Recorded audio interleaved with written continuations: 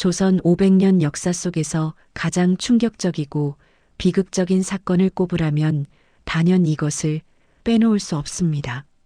아버지가 자신의 아들을, 그것도 왕위를 이어받을 세자를 직접 죽음으로 몰아넣은 사건. 바로 1762년에 벌어진 사도세자의 비극이죠. 여러분은 이 사건을 단순히 잔인한 아버지가 아들을 살해한 패륜으로만 기억하시나요? 사실 이 비극의 이면에는 조선 정치판의 복잡한 권력, 다툼과 두 사람 사이에 깊고 어두운 심리적 상처가 얽혀 있었습니다. 자, 그럼 지금부터 조선 왕실을 뒤흔든 이 끔찍한 비극의 진실 속으로 들어가 보겠습니다. 이야기는 사도세자의 아버지, 영조부터 시작해야 합니다. 영조는 스스로를 탕평의 군주라고 불렀는데요. 쉽게 말하자면 특정 파벌에 치우치지 않고 능력 있는 인재라면 누구든 고루 등용하겠다는 뜻이었습니다. 왜 영조는 이런 정책을 내세웠을까요? 당시 조선의 정치 구도를 보면 이해가 됩니다. 조선 후기 정치판은 마치 오늘날 국회가 여야로 나뉘어 대립하는 것처럼 여러 정치 세력이 갈라져 치열하게 싸우던 시대였습니다. 이름도 복잡하게 노론, 소론, 남인, 북인 이렇게 4개 파벌로 나뉘어 있었죠. 특히 영조 시대의 가장 심각한 문제는 노론과 소론 사이의 갈등이었습니다. 노론은 한마디로 원칙주의자들의 집단이었어요. 법과 예법, 유교적 질서를 어떤 상황에서도 철저히 지켜야 한다고 주장했습니다. 반면 소론은 실용주의 성향이 강했습니다. 물론 원칙도 중요하지만 때로는 백성들의 현실과 사정을 먼저 고려해야 한다는 입장이었죠. 결국 조선의 정치 무대는 원칙을 끝까지 고수하려는 세력과 현실적 해법을 찾으려는 세력이 끊임없이 충돌하는 전쟁터였습니다. 영조는 이 두 세력이 피 튀기게 싸우는 모습을 지켜보며 큰 위기감을 느꼈습니다. 이대로 가다간 조선이라는 나라 자체가 무너질 수도 있다. 내가 나서서 이 싸움을 멈춰야 한다. 이런 생각으로 내놓은 해결책이 바로 탕평책이었습니다. 편을 가르지 말고 모두에게 공평하게 기회를 주자는 정책이었죠. 문제는 영조 본인도 사실상 노론 쪽에 기울어져 있었다는 사실입니다. 겉으로는 공평함을 외쳤지만 실제 정치 운영에서는 노론의 눈치를 볼 수밖에 없는 구조였습니다. 이런 불균형이 나중에 사도세자와의 비극적 충돌로 이어지는 불씨가 되었습니다. 사도세자는 원래 매우 총명한 아이였습니다. 어렸을 때부터 그림 솜씨가 뛰어났고 기억력도 남달라서 주변 사람들이 천재라고 칭찬할 정도였죠. 영조 역시 이 아들에게 큰 기대를 걸었습니다. 하지만 여기서부터 문제가 시작됩니다. 영조의 성격이 너무나 극단적이었기 때문이에요. 그는 지극히 예민하고 완벽을 추구하는 사람이었습니다. 신하들에게는 물론이고 자신의 가족들에게도 엄격하기 그지없었죠. 특히 세자에게는 너는 내 뒤를 이을 사람이니 완벽해야 한다는 압박을 끊임없이 가했습니다. 사설을 읽다 조금이라도 틀리면 호되게 꾸짖었고 예법 하나라도 마음에 들지 않으면 신하들이 보는 앞에서 망신을 주었습니다. 아버지의 끝없는 기대와 비난 속에서 자란 세자는 점차 심리적으로 불안정해져 갔습니다. 오늘날로 치면 심각한 정신적 트라우마와 불안장애가 쌓여간 것이죠. 이 무렵부터 세자는 궁궐을 벗어나려는 시도를 자주 했습니다. 활쏘기나 사냥에 빠져들며 마음의 평화를 찾으려 했죠. 하지만 대신들의 눈에는 이런 모습이 세자가 정무를 소홀히 한다는 불만으로 비쳤습니다. 거꾸로 세자 입장에서는 아버지와 신하들이 자신을 무시하고 심지어 제거하려 한다는 망상에 가까운 두려움에 사로잡혔습니다. 오해와 긴장은 눈덩이처럼 커져갔고 결국 그 틈은 다시는 메울 수 없는 파국으로 치달았습니다. 세월이 흐를수록 세자의 증상은 더욱 심해졌습니다. 아버지 영조 앞에 서면 어깨가 움츠러들고 목소리가 떨렸습니다. 하지만 신하들 앞에서는 전혀 다른 모습을 보였어요. 감정을 참지 못하고 이유 없이 화를 내거나 분노가 폭발했습니다. 때로는 허공을 향해 소리를 지르고 환각을 보는 듯한 행동까지 했죠. 무엇보다 그의 마음 깊은 곳에는 아버지는 끝내 나를 이해하지 못한다는 원망이 자리 잡고 있었습니다. 당시 상황을 가장 생생하게 전해주는 증인은 바로 사도세자의 아내 해경궁 홍씨입니다. 그녀는 훗날 한중록이라는 회고록을 남겼는데 여기에 남편의 고통과 불안 그리고 영조와의 갈등이 낱낱이 기록되어 있습니다. 해경궁 홍씨가 본 사도세자는 아버지의 사랑을 간절히 원했지만 끝내 받지 못하고 그 공허함을 분노로 채워간 사람이었습니다. 특히 주목할 만한 기록이 있습니다. 세자가 옷을 갈아입을 때마다 설명할 수 없는 공포에 휩싸였다는 것입니다.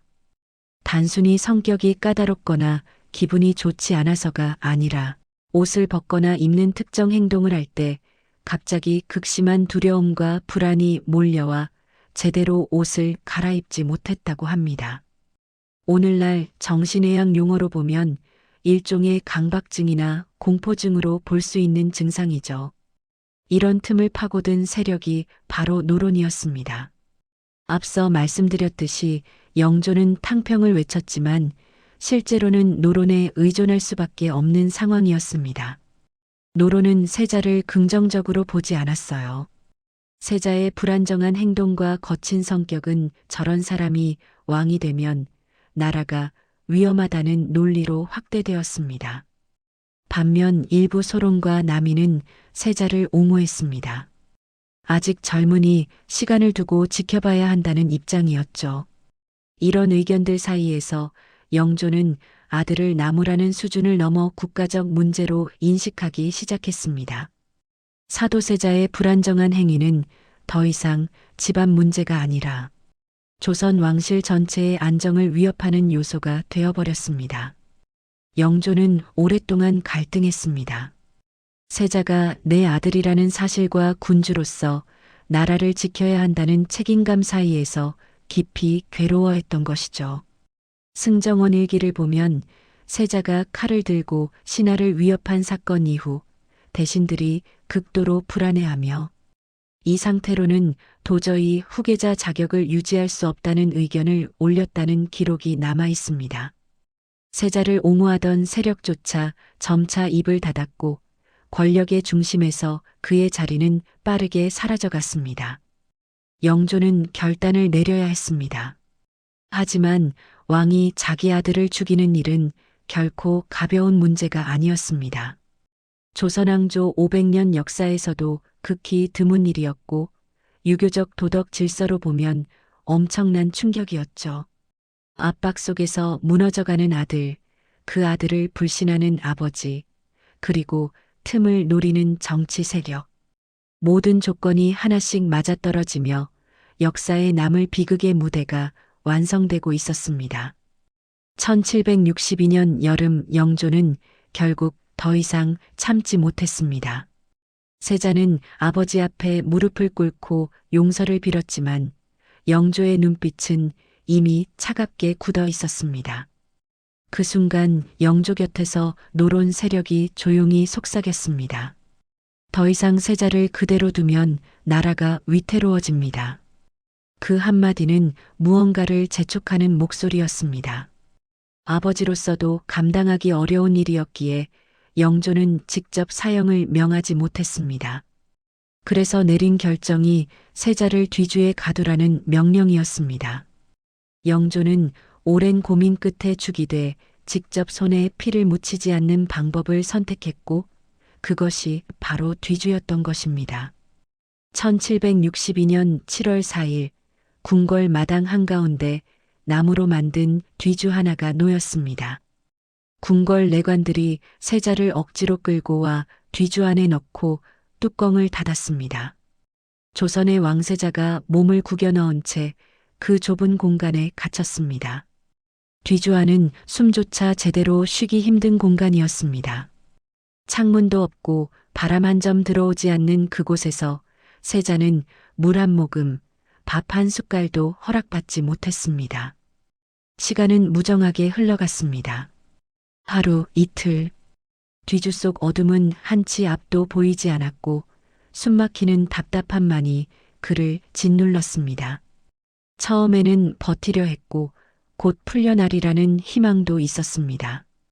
그러나 먹을 것도 마실 것도 없는 그 공간에서 절망은 서서히 그를 조여왔습니다. 마지막에는 손끝 하나 움직일 힘도 남지 않았고 결국 뒤주에 갇힌 지 8회째 되는 날 완전히 기력이 다해 숨을 거두었습니다. 나이 겨우 28. 조선의 왕세자가 그렇게 작은 나무 상자 안에서 생을 마감했습니다. 영조는 끝내 차명이나 사약 같은 정식 사형 방법을 명하지 않았습니다. 아버지가 아들을 법으로 처형했다는 기록이 남는 것이 두려웠기 때문이죠. 그래서 선택한 방법이 뒤주에 가둬 자연사하게 만드는 것이었습니다. 해경궁 홍씨의 회고록과 궁중 기록을 보면 뒤주에 갇힌 기간 동안 궁궐 밖에서 통곡 소리가 그치지 않았다고 합니다.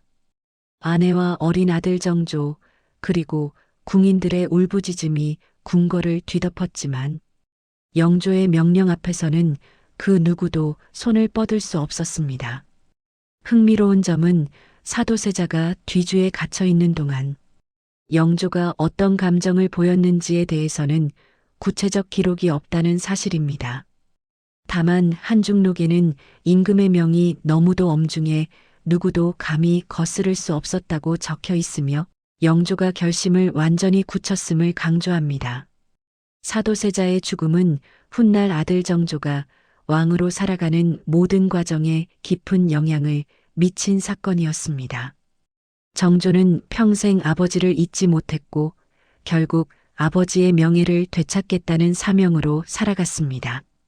1762년 7월 12일 사도세자 사망 이후 궁궐 전체가 깊은 충격과 공포에 휩싸였습니다. 가장 큰 상처를 입은 사람은 다름 아닌 해경궁 홍씨였습니다. 그녀는 남편이 죽어가는 과정을 눈앞에서 지켜봐야 했습니다. 어린 정조는 아버지가 뒤주에 갇히는 장면을 목격한 뒤 며칠 동안 말을 잃었다고 전해집니다. 임금의 명으로 왕세자가 죽었다는 사실의 신하들은 차마 입을 열지 못했습니다. 공식적으로는 모두 전하의 뜻이 옳다며 따르는 척해야 했고 속으로는 왕이 아들을 이렇게 죽였다면 우리 같은 신하는 어떻게 되겠는가 하는 생각이 조정 전체를 지배했습니다. 그 결과 영조 말년 정치는 겉으로는 조용했지만 신하들이 눈치만 보는 분위기가 강해졌습니다. 이 사건으로 가장 큰 힘을 얻은 쪽은 노론 세력이었습니다. 세자에게 문제가 있다는 그들의 주장이 영조의 결정으로 확인된 셈이었으니까요. 노론은 사도세자를 제거함으로써 입지를 굳히는 데 성공했고 이후 조정의 주도권은 더욱 노론 쪽으로 기울었습니다. 영조 역시 편안할 수 없었습니다. 그는 세자의 죽음 이후에도 자주 세자의 환영을 보았다고 전해집니다. 기록에는 영조가 밤마다 잠을 설치며 아들의 원혼이 자신을 따라다니는 듯한 불안에 시달렸다는 내용이 남아 있습니다. 그는 죽는 순간까지도 이 문제를 떨쳐내지 못했습니다. 세자가 죽자 왕위 계승 문제는 영조의 어린 손자 정조에게로 옮겨갔습니다. 사도세자의 아들이기도 했죠. 겉으로는 모두가 정조에게 충성을 맹세했지만 속으로는 불안이 여전했습니다. 저 아이가 자라서 왕이 되면 또다시 조정이 흔들리는 것 아니겠는가. 노론 강경파는 사도세자의 아들이 왕이 되는 것이 위험하다는 의심을 끝내 거두지 않았습니다. 정조는 훗날 왕위에 올랐지만 재위 내내 끊임없는 견제와 암살 위협을 받았습니다. 이유는 바로 사도세자의 아들이라는 출신 때문이었습니다. 만약 정조가 제대로 즉위하면 아버지의 억울함을 풀고 노론을 견제할 게 뻔했으니 그들은 정조의 즉위를 달가워하지 않았습니다. 1776년 4월 22일 영조가 조선 역사상 무려 52년이라는 최장기 재위 끝에 세상을 떠나자 손자인 정조가 곧바로 왕위에 올랐습니다. 정조는 자신의 왕권을 누구보다 강하게 다지려 했습니다. 신하들의 견제를 막기 위한 탕평책, 젊은 학자들을 모아 정책을 연구하게 한 규장각, 그리고 스스로를 지켜줄 친위부대 장용령. 그가 만든 이 장치들은 정조가 살아남기 위해 쌓은 방패이자 노론의 견제를 돌파하기 위한 칼날이었습니다. 즉 정조는 학문을 중시한 성군이면서 동시에 철저히 권력을 장악한 군주로 자리매김했죠. 그리고 정조는 왕위에 오르자마자 아버지 사도세자의 명예를 회복하는 데 힘썼습니다. 사도세자를 장원세자로 추존하고 무덤을 수원화성으로 옮겨 현룡원이라 이름 지었으며 직접 능에 자주 찾아가 아버지께 제사를 정성껏 올렸습니다. 정조의 이런 행보는 효심 때문이기도 했지만 그 이상으로 중요한 이유가 있었습니다.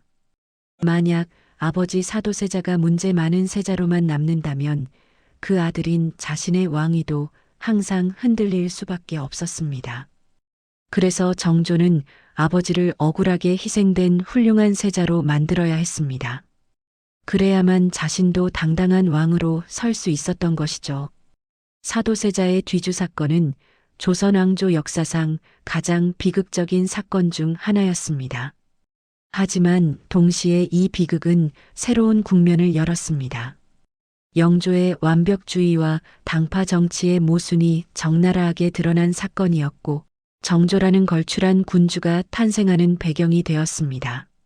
만약 사도세자가 살아서 왕이 되었다면 조선의 역사는 전혀 다른 방향으로 흘러갔을지도 모릅니다. 하지만 그의 죽음은 아들 정조에게 끝없는 사명감과 집념이 되었습니다. 뒤주 속에서 꺼져간 한 생명은 조선 왕조의 역사에서 사라진 것이 아니라 새로운 역사를 만들어낸 불씨가 되었습니다.